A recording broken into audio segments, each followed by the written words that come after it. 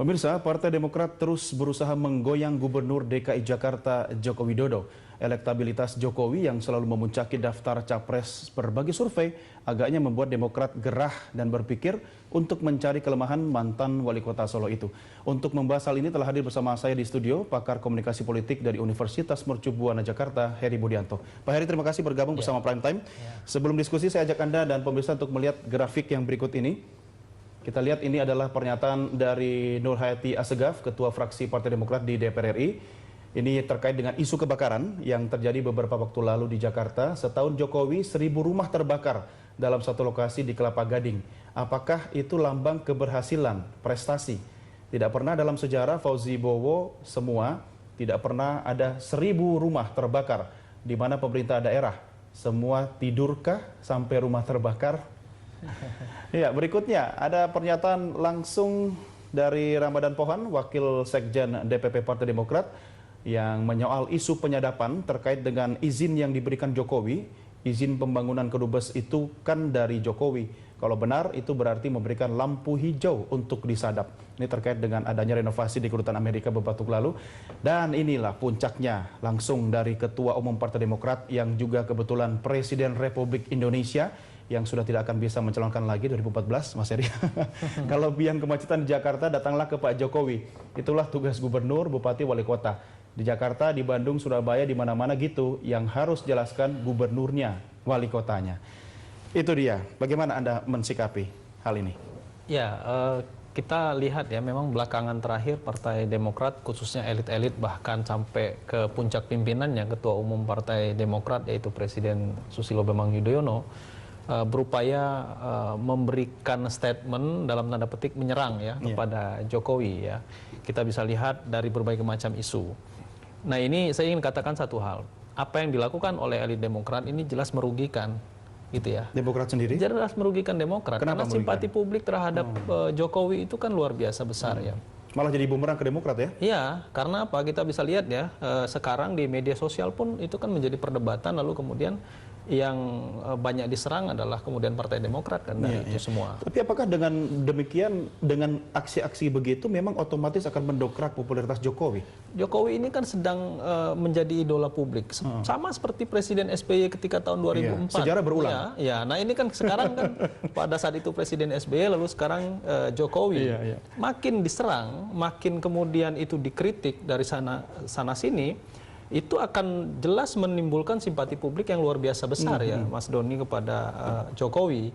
Karena memang setting itu Jokowi itu kan naik daun setelah mengikuti Pilkada DKI ya, dan kita tahu publik sangat melihat bagaimana komunikasi politiknya dan lain sebagainya.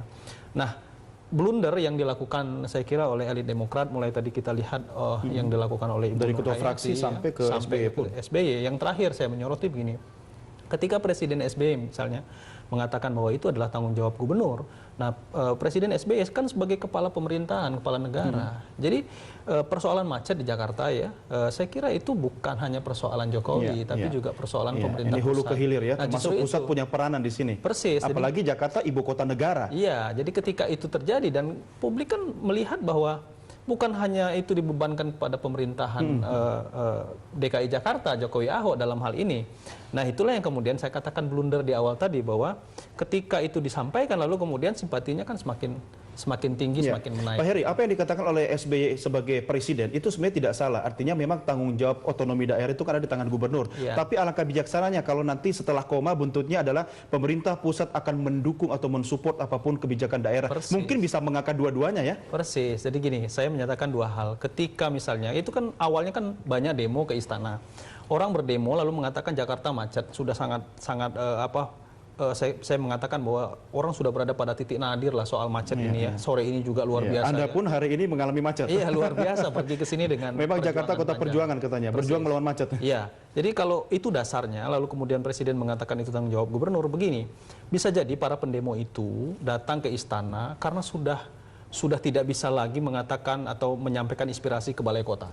Lalu mereka mengadu Presiden. Kalau mau berpikir jernih kan ke situ arahnya. Lalu yang kedua, bisa jadi karena mereka tidak tahu kemana arahnya. Kan presiden adalah pemerintah, saya katakan. Artinya ada peluang dong bagi SBY untuk menangkap, ini ada satu celah ya? Begini kan, sebagai kepala negara, kepala pemerintahan kan bisa saja memanggil gubernur.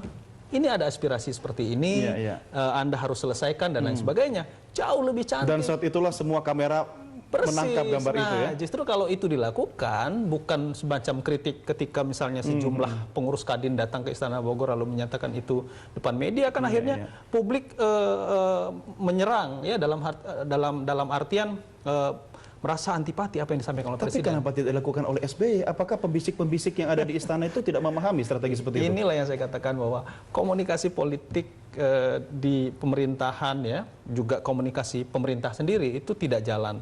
Ini harus tanya ke Daniel Sparingga nih.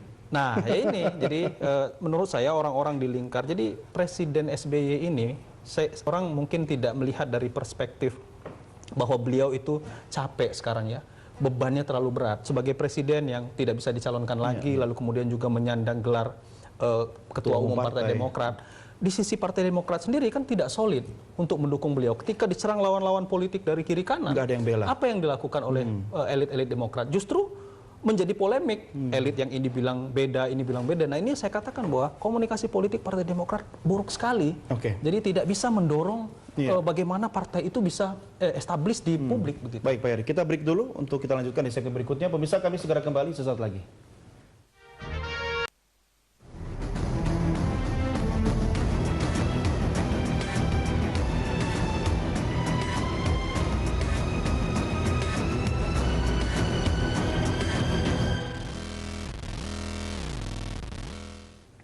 Saya masih berdiskusi dengan Heri Budianto, pakar komunikasi politik dari Universitas Mercu Buana Jakarta. Mas Heri, ini kenapa SBY atau tim yang harusnya membantu komunikasi politik presiden itu tidak merumuskan sebuah formula?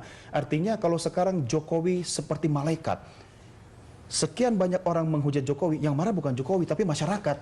Iya, insting politik ya, insting politiknya menurut saya ini seperti beku ya.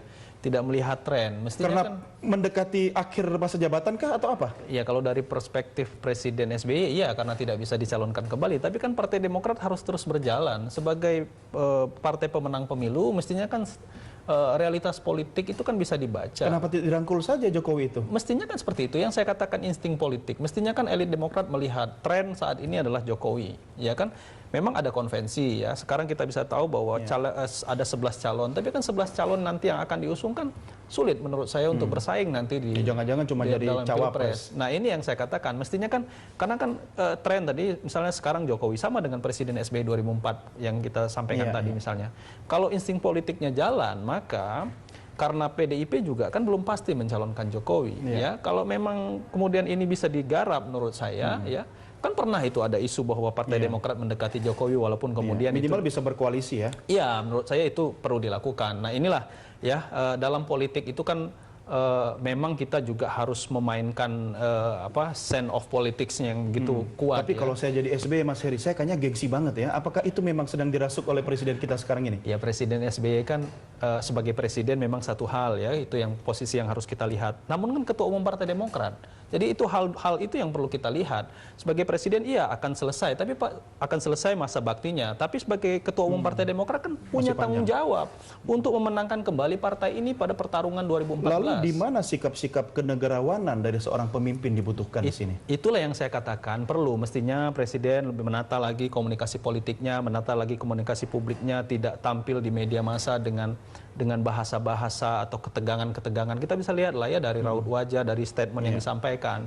Karena apa? Mestinya waktu yang tersisa sampai tahun depan ya tidak akan lebih dari 9-10 bulan lagi ya, saya kira.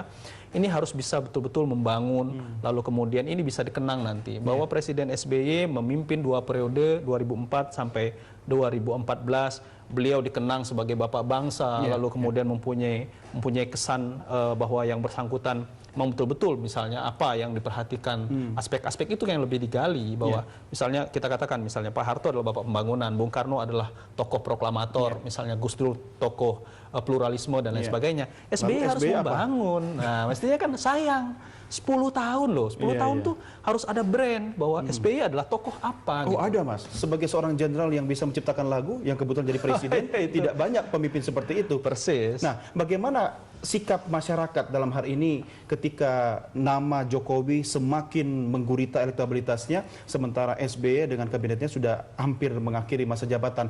Apakah akan terjadi perubahan tren politik yang mungkin bisa saja berbeda dengan sejarahnya SBY tahun 2004? Gini, jadi sekarang saya menyoroti juga, kabinet ini juga menyisakan waktu sebentar lagi. Kita lihat, kan para menteri juga ketua umum partai politik, orang-orang partai politik, fokusnya mereka kan nggak lagi ke sana. Ya? Sudah, jadi tidak lagi fokus kepada itu. Kita bisa jamin mereka nggak fokus lagi, ya. Karena apa? Mereka juga ada yang caleg, mereka juga ada yang ingin menjadi capres, cawapres yang akan datang. Ini kan semua beban di pundak presiden. Jadi pemerintahan, keberhasilan pemerintah itu akhirnya larinya ke presiden. Nah, menurut saya ini yang saya katakan, saya ingin pertegas kembali, beban Presiden SBY terlalu berat pada akhirnya, memikul berat beban sebagai kepala negara, kepala pemerintahan di mana lingkungannya tidak mensupport. Sudah tahu berat kok masih jadi ketua umum partai. Nah, ini yang kemarin kita juga saya ingin mengatakan sangat disayangkan ya, tapi ya memang kita bisa lihat Mas, dilematis. Kalau tidak Presiden SBY mengambil alih ketua umum Partai Demokrat, siapa? Justru gejolaknya akan sulit. Jadi, tetap sebagai simbol pemersatu masih ya, SBY itu. Nah, pertanyaan berikutnya adalah begini. Ketika SBY menurut Anda harus melakukan aksi diam dalam tanda petik, tidak perlu memberikan respon yang berlebihan terhadap hal-hal yang terkait dengan isu-isu Jokowi, apakah otomatis bisa menjaga elektabilitas Jokowi itu? Atau justru sebenarnya Jokowi itu terangkat karena statement-statement SBY? Bisa jadi semakin diserang, akan semakin yang menyerang itu adalah elit-elit yang memang punya reputasi dan punya nama baik, maka akan semakin naik. Begini, mestinya Presiden memanfaatkan betul semua para stafnya ya, yang berbicara di depan publik, juru bicara dalam konteks ini. Misalnya lalu kemudian menteri bicara dalam konteks ini. Nah, kalau dalam konteks Partai Demokrat kan ada ketua harian, lalu kemudian ada wakil ketua umum dan lain sebagainya. Jadi presiden tidak perlu tampil di panggung depan. Jadi pakai mulut orang lain lah ya. Iya, jadi kan publik tidak merespon, apalagi kalau kita lihat ya beberapa penampilan beliau belakangan sangat tegang ya, memberikan pernyataan di publik yang kemudian publik akhirnya lah kok presiden menyampaikan hal-hal yang seperti ini sendiri gitu. Jadi sebenarnya publik juga menginginkan presiden tampil dan betul-betul menjadi negarawan, menjadi tokoh besar, menjadi presiden yang punya legenda di bangsa ini. Mas Heri, terakhir nih, sebagai pakar komunikasi politik, Anda juga dosen saya di kampus. Prediksi Anda, ya, apakah Jokowi elektabilitasnya meroket terus atau malah SBY bisa mengimbangi dengan berbagai sikap-sikap yang seperti ini sedang dilakukan oleh kepala negara kita? Kalau dibandingkan antara Jokowi dan SBY tentu tidak ya, karena berbeda ya. Karena saya mengatakan begini. Yang satu presiden sekarang, yang satu calon presiden. Nah, jadi kan, tapi settingannya kan sama dibantu oleh publik, dibantu oleh media. Presiden SBY tahun 2004 begitu. Jadi kalau kita bicara tentang fenomena Jokowi, memang saat ini Jokowi betul-betul menikmati itu gitu. Jadi memang semua berpihak pada dia. Atau dia berharap makin banyak yang hujat dia dari elit? Jokowi ini kan tampil dengan pesan politik yang unik ya. Nah, jadi menurut saya justru dia punya karakter tersendiri ya. Karakter itu antitesa dari SBY. Justru itu yang kemudian membantu. Baik, Mas Heri Budianto, terima kasih bersama kami. Sampai ketemu lagi.